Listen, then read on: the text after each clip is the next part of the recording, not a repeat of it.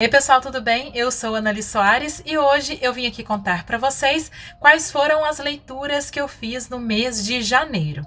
Então bora comigo pro vídeo de hoje. Bem pessoal, então vamos para a retrospectiva das leituras feitas no mês de janeiro de 2023. Vou falar para vocês que este meu ano começou muito bem. Estou animadíssima com as leituras que eu fiz, que eu consegui finalizar, que eu comecei e finalizei e vou mostrar tudo para vocês agora. Mas antes eu gostaria de convidar você que está aqui comigo e não está inscrito no canal a se inscrever ali embaixo. Aproveita e clique no sininho também, assim você recebe as notificações fresquinhas na sua casa. Então assim que eu publico o vídeo, você recebe o recado e pode conferir o conteúdo na hora. Então vamos lá para as leituras do mês de janeiro. Eu comecei com um livro que gente, sério, tipo, faltavam pouquíssimas páginas, eu acho que parágrafos para eu terminar de ler esse livro em dezembro, mas aconteceu de eu não conseguir finalizá-lo e aí foi o primeiraço e logo no 1º de janeiro deste ano eu terminei de ler Moçambique com Z de Zarulho, do escritor moçambicano Manuel Mutimucuyo, que foi publicado pela Dublinense. É um livro em que o autor trabalha a questão da língua, da linguagem, da língua como instrumento de poder, de desequilíbrio de poder, pouco acesso que algumas pessoas naquele país têm ainda ao português e falam em dialetos. Então, como que a língua pode ser esse instrumento de poderosos para se manter nesse lugar, né, e manter esse status quo. E aqui ele promove assim uma ideia de repente o país adotar o inglês como língua oficial. Quais são as consequências de tudo isso para as diversas camadas de uma sociedade? Para uma pessoa mais privilegiada, que está no poder e tudo mais, e também para as pessoas mais vulneráveis, com uma classe social mais baixa, né? Então eu achei muito interessante, né, o livro. Para mim, ele me chamou bastante atenção exatamente pelo tema, né, pela proposta que o autor nos coloca, né, de pensar a questão da língua. Para mim isso é muito instigante. E é um livro super curtinho, muito gostoso de ler. Então adorei, foi o primeiro livro de 2023. Bom, vamos continuar. Na sequência, eu li uma grande autora, né, francesa. Sobre ela já falei bastante aqui no canal. Gosto muito da obra dela e estou aos poucos tentando ler a sua obra traduzida no Brasil, que é Annie Ernaux, neste livrinho muito curto aqui, O Jovem, pela editora Fósforo. Então, no Jovem, fala sobre um relacionamento que ela manteve com um homem muito mais jovem do que ela, como que se deu nessa relação, algumas reflexões que ela teve no período, né, exatamente por essa diferença de idade e principalmente porque ela é uma mulher com um homem mais novo, porque a gente sabe que socialmente ainda é mais mal vista a relação de uma mulher mais velha com um homem mais novo e nem tanto para aqueles homens mais velhos que ficam com mulheres mais novas.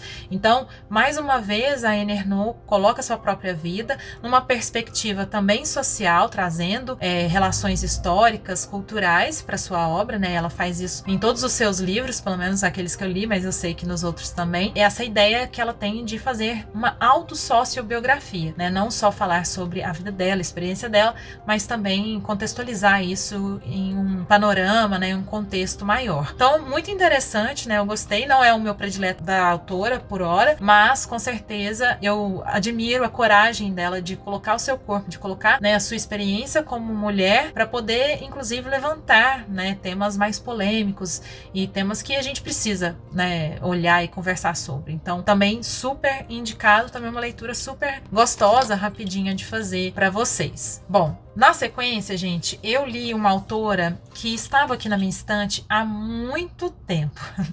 Eu, infelizmente, ainda não tinha lido, mas tirei esse atraso e peguei a sucessora da Carolina Nabuco, né, uma autora brasileira, para ler pela editora Instante. Tem um outro livro da autora aqui e pretendo lê-lo já em breve, porque eu gostei bastante da narrativa dela. Este aqui é um romance que ele tem uma pegada assim meio de thriller, meio de suspense psicológico, mas é um romance também, né, romântico, e fala muito sobre a sociedade do Rio de Janeiro, né, ali no começo do século XX, mais ou menos, né, calcula ali nos anos 20, 30, mais ou menos, agora eu não tenho certeza. Bom, o livro foi publicado em 34. Então, quando eu tava lendo, por algum motivo, não sei se tem referência, eu agora não tô me lembrando, mas por algum motivo eu fiquei imaginando essas dos personagens na década de 20 no Rio de Janeiro, né?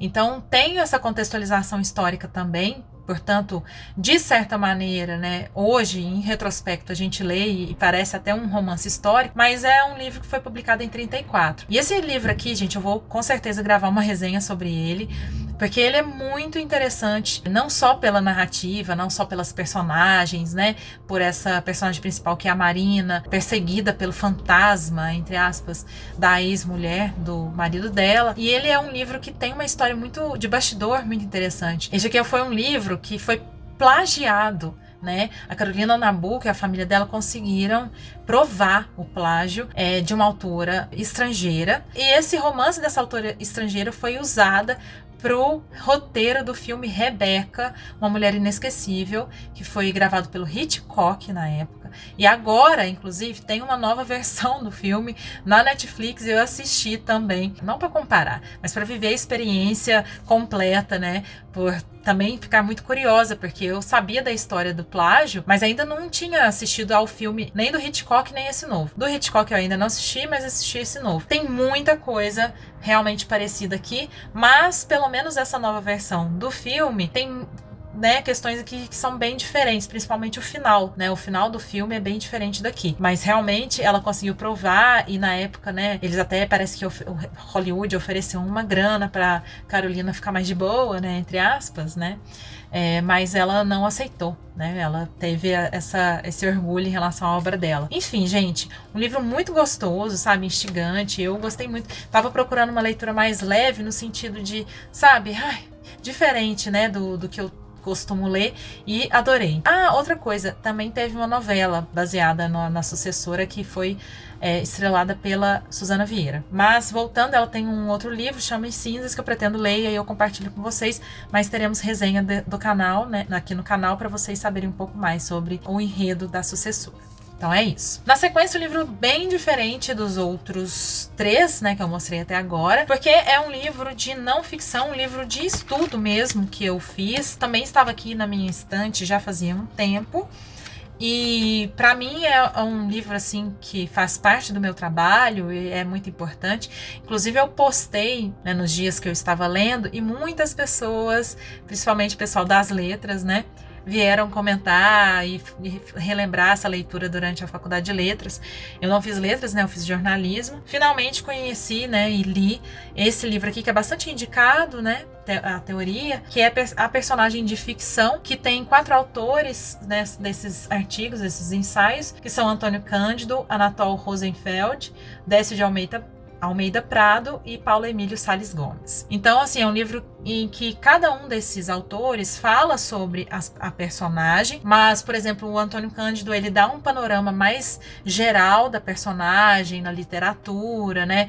Ele fala um pouco sobre a importância da personagem, sobre como que esse protagonismo ou como que essa importância da personagem foi crescendo ao longo da história da literatura, né? Como que isso foi também se modificando e como que essa personagem que a gente pensa hoje, ela nasce ali no final do século XIX, mais ou menos, e enfim.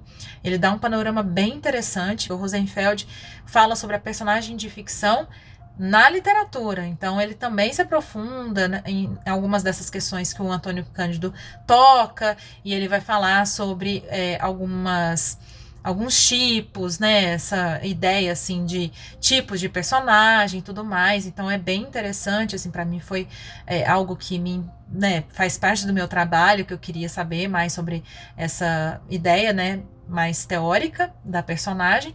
E os 2 últimos, o Décio de Almeida Prado escreve sobre a personagem de ficção no teatro, que também é muito interessante, né? Mas como eu não escrevo teatro, por enquanto, né, vai saber, a gente não pode falar nunca na vida, mas é algo que para mim é mais de interesse, de curiosidade do que de fato de uso, né, no trabalho. E por fim, o Paulo Emílio Salles Gomes, né?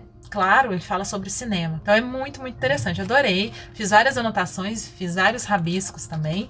Enfim, foi uma 4ª leitura, com certeza, muito rica, muito enriquecedora para mim. Bom, para finalizar, eu li essa musa maravilhosa, um grande amor, assim, da minha vida literária, que é a Lígia Fagundes Telles. Li durante aquele Estranho Chá, que é um livro bem diferente da Lígia Fagundes. Ela mistura memória e ficção, ou seja, ela conta em cada capítulo, ela escreve sobre alguém ou alguma coisa, algum tema, né, específico, levantando memórias dela, né, mas de certa maneira, como ela mesma brinca, essa coisa de memória tem um tanto de ficção, né? Eu acho que mais pela própria estrutura do texto que ela escreve, né? A Lígia, ela era uma grande escritora, então tem uma estrutura meio de conto, assim, né? O texto que ela escreve, mas não é um conto. Gente, não tem nem muito o que falar, assim. A Lígia Fagundes Telles, toda vez que eu a leio, eu fico impressionada, eu fico mais apaixonada, eu fico querendo ler mais e mais ela pra,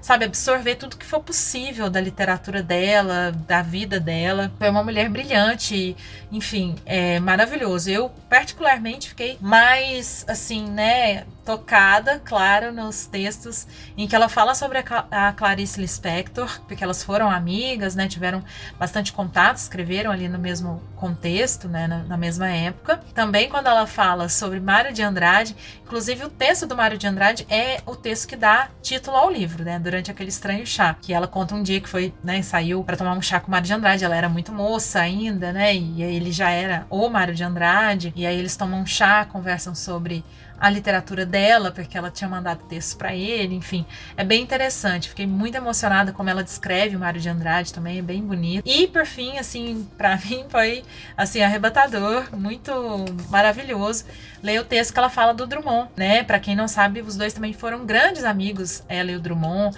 O Drummond inclusive fez uma ilustração dela, e que você já deve ter visto por aí. Se você já leu algum livro da Lígia, você já viu essa ilustração que foi feita pelo Drummond, né, do perfil da Lígia Fagundes. E ela fala, assim, dele de uma maneira muito generosa, muito bonita, assim, do trabalho dele, mas também, né, sei lá, de certa maneira da pessoa dele, de como foi que ela teve contato com a poesia do Drummond pela primeira vez, enfim. É muito, muito bonito, assim. Depois eu vou gravar um vídeo pra falar mais pra vocês, né, mas, enfim, é isso. Eu amei, indico muitíssimo pra vocês, sério, tipo, ela é maravilhosa, a gente precisa muito conhecer Lígia Fagundes Telles. E então é isso, gente. Essas foram as leituras finalizadas.